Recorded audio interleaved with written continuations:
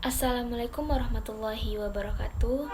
Saya Syifa Humairah dengan nomor BP 2010060. Di sini saya menjelaskan hukum perlindungan konsumen pada bagian pengertian, dasar hukum dan azas tujuan perlindungan konsumen.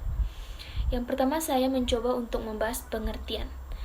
Pengertian perlindungan konsumen adalah segala upaya yang menjaminkan adanya kepastian hukum untuk memberikan perlindungan kepada konsumen. Yang kedua, dasar hukum. Pada dasar hukum ini terdapat pada Undang-Undang Dasar Nomor 8 Tahun 1999 tentang perlindungan konsumen. Selanjutnya, azas dan tujuan perlindungan konsumen. Yang pertama ada azas manfaat, yaitu segala upaya dalam penyelenggaraan perlindungan konsumen harus memberikan manfaat sebesar-besarnya bagi kepentingan konsumen dan pelaku usaha secara keseluruhan. Yang kedua, azas keadilan, yaitu partisipasi seluruh rakyat dapat diwujudkan secara maksimal dan memberikan kesempatan kepada konsumen dan pelaku usaha untuk memperoleh haknya dan melaksanakan kewajiban secara adil. Yang ketiga, azas keseimbangan, yaitu memberikan keseimbangan antar kepentingan konsumen, pelaku usaha dan pemerintah dalam arti material ataupun spiritual. Yang keempat, azas keamanan dan keselamatan konsumen, yaitu memberikan jaminan atas keamanan dan keselamatan kepada konsumen dalam penggunaan, pemakaian, dan pemanfaatan barang atau jasa yang dikonsumsi atau digunakan. Perkenalkan, nama saya Nur Fifa, nomor BP 200100063. Baik, di sini saya akan melanjutkan materi, yaitu tujuan perlindungan konsumen. Meningkatkan kesadaran, kemampuan, dan kemandirian konsumen untuk melindungi diri. Mengangkat harkat dan martabat konsumen dengan cara menghindarkan diri dari ekses negatif pemakaian barang atau jasa. Meningkatkan pemberdayaan konsumen yang memilih, menentukan, dan menuntut hak-haknya sebagai konsumen. Menetapkan sistem perlindungan konsumen yang mengandung unsur kepastian hukum dan keterbukaan informasi serta akses untuk mendapatkan informasi. Menumbuhkan kesadaran pelaku usaha mengenai pentingnya perlindungan konsumen sehingga tumbuh sikap yang jujur dan bertanggung jawab dalam berusaha. Meningkatkan kualitas barang atau jasa yang menjamin kelangsungan usaha produksi barang atau jasa, kesehatan, kenyamanan, dan keamanan dan keselamatan konsumen itu. Perkenalkan, nama saya Fakri Ar-Rahman, BP 20010010061. Baiklah, di sini saya akan melanjutkan materi tentang hak dan kewajiban konsumen. Yang A, hak konsumen. Jadi hak-hak konsumen itu ada 9 diantaranya. Yang pertama yaitu hak atas kenyamanan, keamanan, dan keselamatan dalam mengkonsumsi barang atau jasa.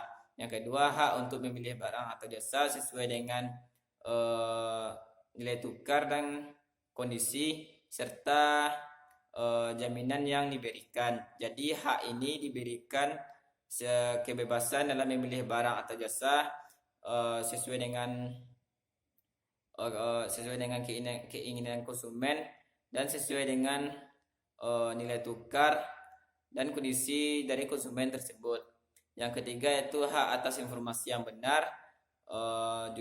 benar, jelas dan jujur mengenai kondisi dan jaminan barang atau jasa. Yang keempat, hak untuk didengar pendapat dan keluhan mengenai barang atau jasa yang digunakan.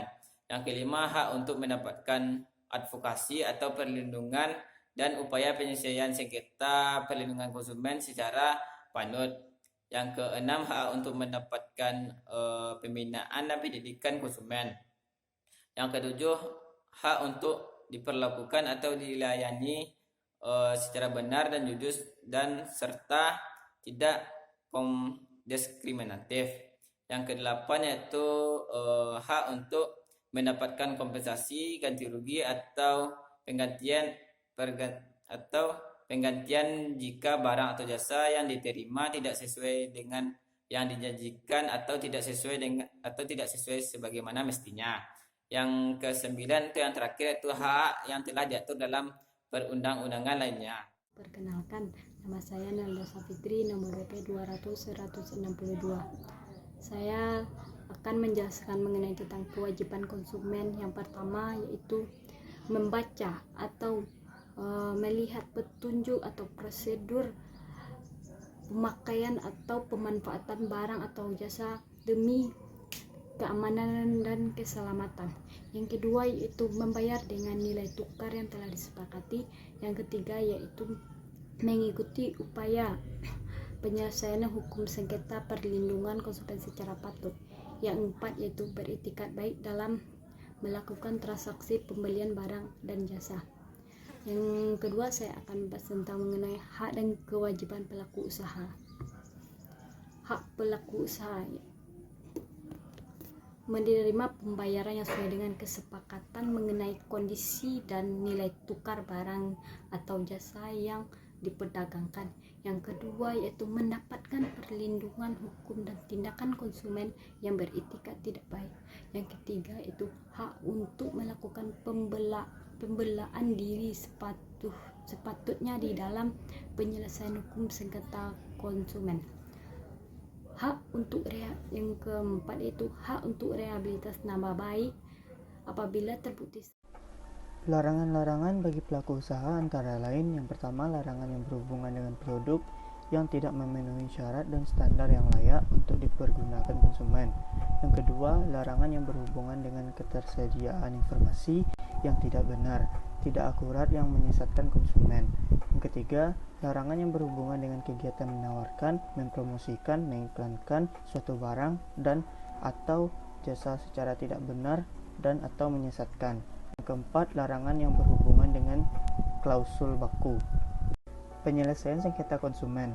Yang pertama, penyelesaian sengketa konsumen dapat ditempuh melalui pengadilan atau di luar pengadilan berdasarkan pilihan sukarela para pihak bersengketa. Yang kedua, penyelesaian sengketa di luar pengadilan dapat melalui BDN, penyelesaian sengketa konsumen yang ada di daerah TK2. Badan ini diadakan untuk memberikan fasilitas penyelesaian sengketa perdata konsumen secara efisien, cepat, murah, dan profesional. Yang ketiga, apabila telah dipilih upaya penyelesaian sengketa konsumen di luar pengadilan, maka gugatan melalui pengadilan hanya dapat ditempuh apabila upaya tersebut dinyatakan tidak berhasil oleh salah satu pihak atau oleh para pihak yang bersengketa.